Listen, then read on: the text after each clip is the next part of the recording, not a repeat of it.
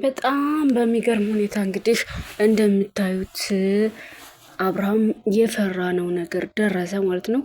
ሁሉም ሰው የፈራው አብርሃም ከጤናው አይደለም። አብርሃም እንደዚህ አብርሃም የሚለው ተመልካቹ እስከነ ቤተሰቡ ልጁ ጤነኛ ስላልሆነ ነው ማለት ነው የፈለጉት። እንግዲህ ይህን ነበረ እንዳያችሁት ፌን ተነቅሎ ወደቀ። ምክንያቱም ተጨናነቀ። እዛ የት ነው የምትሄድ ይሉታል፣ እዚህ ደግሞ ካልሄድን ትለዋለች ማለት ነው። እቺ መናጢ መስር ርዕስ ማመኔ እንደ ሩታ አይነት ሰይጣን ሰው እስካሁን ጭራሽ አጋጥሞኝ አያውቅም ማለት ነው። ግትር ያለች ማጅራቷን ብሎ መጥፋት ነበር። ሰው ይቃጠላል እንዲህ ዚህን ያክል በስመ አብ። እንደዚህ እንኳ ሆነው እኮ ጭራሽ ትናንትና ተነግሯት እየተነገራት አይሆንም እየተባለች እኮ ልሰማቸው ቤተሰቡን እኮ ጭራሽ ልሰማ አልቻለችም። ሰው እንዴት እሱን ብቻ ወዶ ቤተሰቡን ይጠላል? የሆነች በቃ እንጃ ኢሻራ ላይ ያደገች ቤተሰብ ያላሳደጋት ሴት ማለት ሩታ ናት ማለት ነው። አስባችሁታል? ቤተሰብ አይሆንም፣ ቤተሰብ ታሟል፣ ልጅ መታከም አለበት እየተባለች ተበድራ ተቀድማ ቲኬት ቆርጣ ወደ ዱባይ ልትፈነጥስ ስትል እንግዲህ በሷ ቤት በቃ አሸናፊ ሆናለች፣ አሸንፋለች። አደንዝዛ በቃ የሷና የሷ ብቻ አድርጋ ነው እንግዲህ እንደ አሸናፊነት እየቆጠረችው ነው ማለት ነው። ድብንቅ ስትል እወጣለሁ ብላ ያንዳሉ የ5 ሰው ትኬት ከስር አረጋት ማለት ነው። እልል በይ ማሂቸው። እልል ማለት ዛሬ ነው በእውነት በጣም ነው ደስ ያለኝ፣ በጣም ደስ ብሎኛል። አብርሃም ደግሞ ፈጣሪ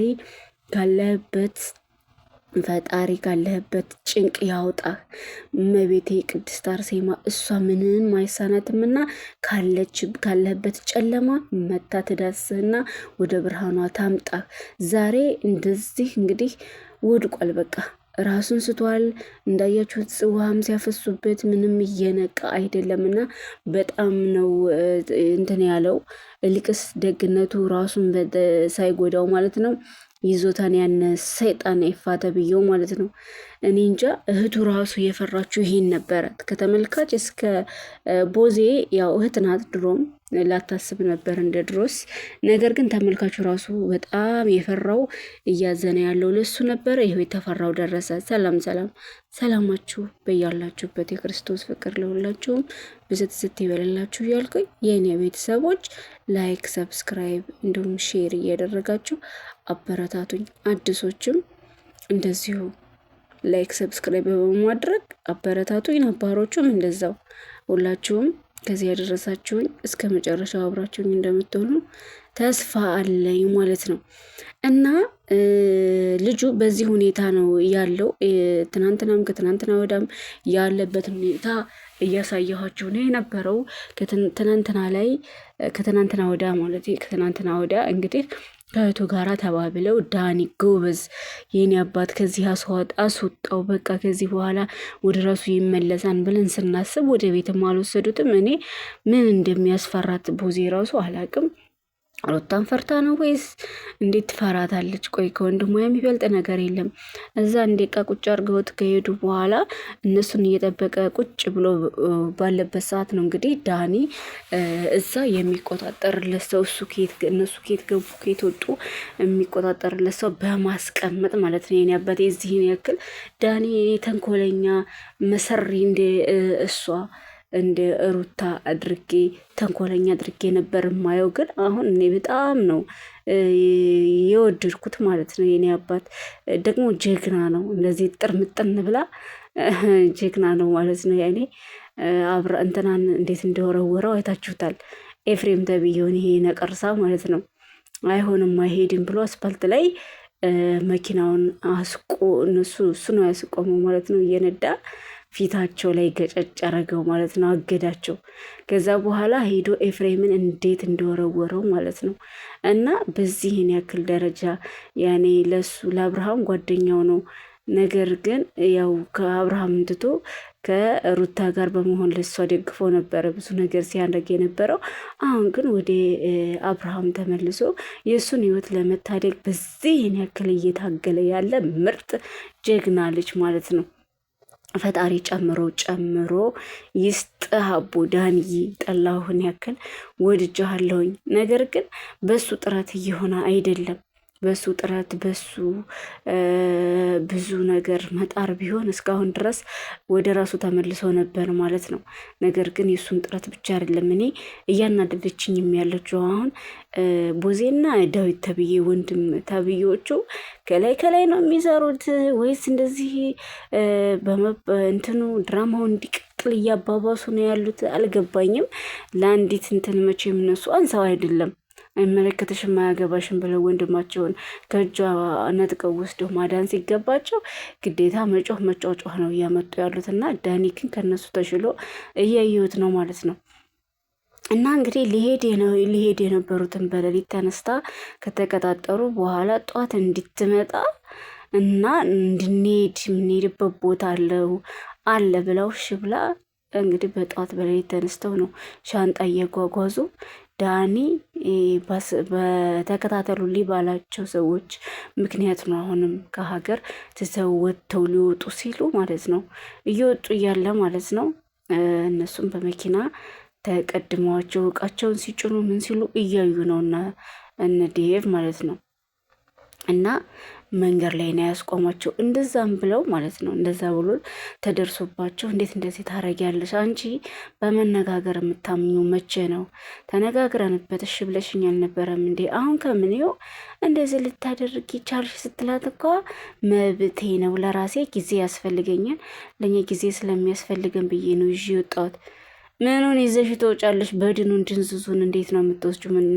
ምን አይነት መዝናናት ነው መጉላላት እንደዚህ ብሎ እኔ እሱ ምንም የሆነው ነገር የለም። ከልጄ ከሱ በቃ ጊዜ ያስፈልገናል። እና ደግሞ ልንገራችሁማ ማለት ነው ብሩ የተዋጣውና የተሰባሰበው እዛ አፓርታማ ተከራይተውላቸው ምናምን አሉ የሩታ ደጋፊዎች የሩታ በጎች ማለት ነው ከመዳም ቤት በ1000 ድርሃም በ2 ድርሃም እየተቀጠቀጡ የያዙትን ብር ማለት ነው ከአሁን በፊት አዋጥተው ቴሌቪዥን ቤት ምናምን እንደገዙላቸው ቤት ኪራይ ምናምን ሲከፍሉላቸው እንደነበረው አገር ቤት እያሉ ማለት ኢትዮጵያ ላይ አሁን ደግሞ ዱባይ የተከራዩት ቅመሞች ናቸው እላችኋለሁ ማለት ነው። የመዳም ገረዶች የምን አባቷ ቅመም እዛ ለእናቷ የቡና መግዣ እንኳ የሌላት እናቷ እዛ በባዶ እግሯ እየሄደች ያለ ጫማ እነሱ ግን ላለው ለወጠጤ የዩቱብ ብር ላጠገበው ወጠጤ እያወጡ ይሰጣሉ ማለት ነው። እና ቤት ኪራይ የተከራዩላቸው ቆንጆ አፓርታማ እነሱ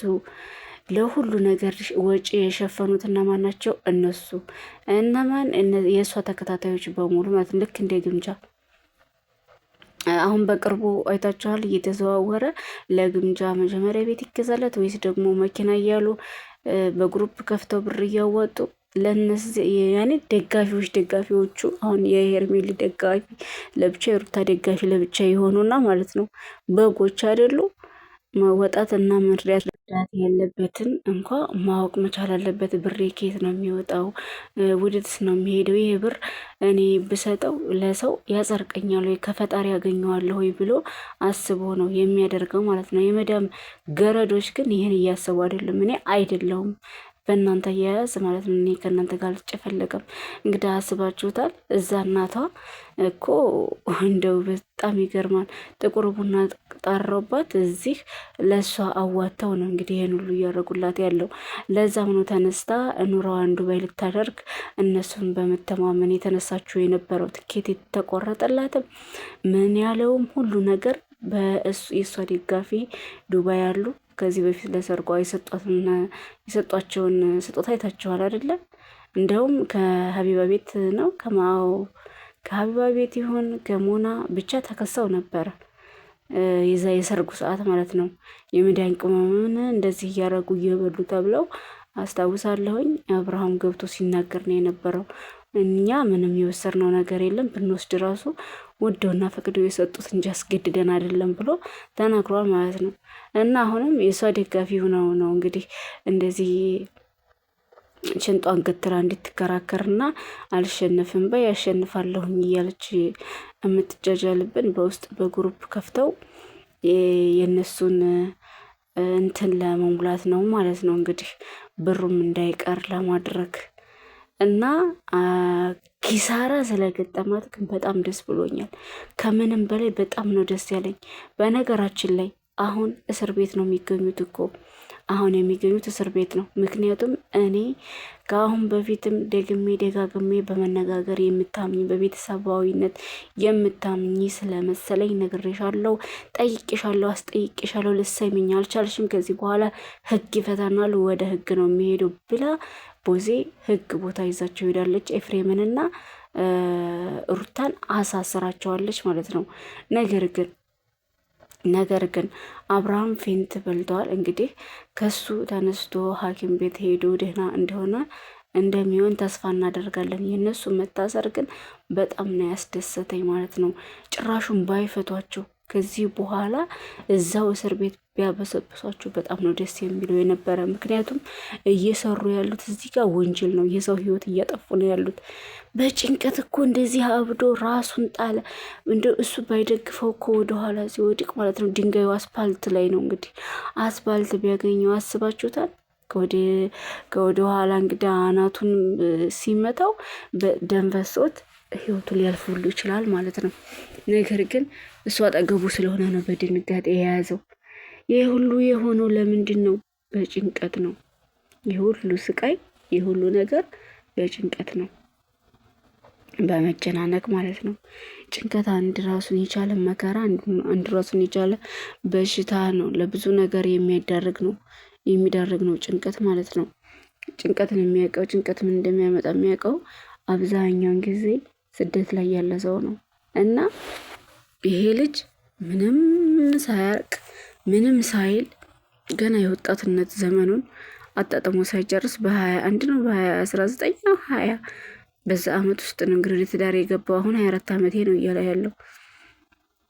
ስለዚህ አንዳንዴ ምንንም ሳናቅ የትዳርን ጣዕም ሳናቅ ብዙ ነገር ሳናስተካክል እውነቱ ሳይገባንና ምንም ሳናቅ ወደ ትዳር መግባት ይሄው የዚህን ያክል መዘዝ ይዞ መጥቶ እኛን መከራ ያበላናል ማለት ነው። ሳይሉት አቅብጦት ትዳር የሚባል ወጥመድ ውስጥ ገብቶ አሁን ገና ጭንቅላቱ እንደዚህ የምትትብሎ ቁጭ አለ ማለት ነው። ብዙ መስራት የሚችል ሰው አንድ ብሎ እንኳ ቪዲዮ መልቀቅ ያቆመ የእነሱን ቢዝነስ እያጧጧፉ እሱ በዜሮ ነው ያለው፣ እየወደቀ ነው ያለው ማለት ነው። በሰው ላይ ነው ያለው። በቃ አሁን የሚመራው በሰው ምን የሚለው በሰው በቃ። ስለዚህ እንደዚህም ድንገት እንደዚህ መሆን አለ አልልም። ድንገት አይደለም፣ የሱ ሆን ብላና አስባበት ነው እንደዛ ያደረገችው። ፈጣሪ ግን መብርሃን አሁንም ደግሜም ደጋግሜ የምምለው ሰው ነው። የሰው ምንም ኮተት ምንም አያመጣም። ፈጣሪ አንተ ካላመንክበት ለምንም አጋልጦ አይሰጥህም አሳልፎና አብርሃም ጤናህን ይመልስልህ ነው የምለው አሁንም ማለት ነው። እነሱ ግን እስር ቤት ቢበሰብሱ እንደኔ ባይወጡ እዛው ቢታሰሩ በጣም ደስታዬን አልችለውም። በጣም ነው ደስ ያለኝ። ደግሞ እርግጠኛ ነኝ ከዚህ በኋላ ሄርሚ ጋራ እንደሚመለስ 100% እንኳ ባልሆንም በቃ ግማሽ በግማሽ ወደ ራሱ ከተመለሰ በኋላ ወደ እሷ እንደሚመጣ እርግጠኛ ነኝ። ሰብስክራይብ ላይክ እያደረጋቸው አበረታቱኝ። ባይ ባይ።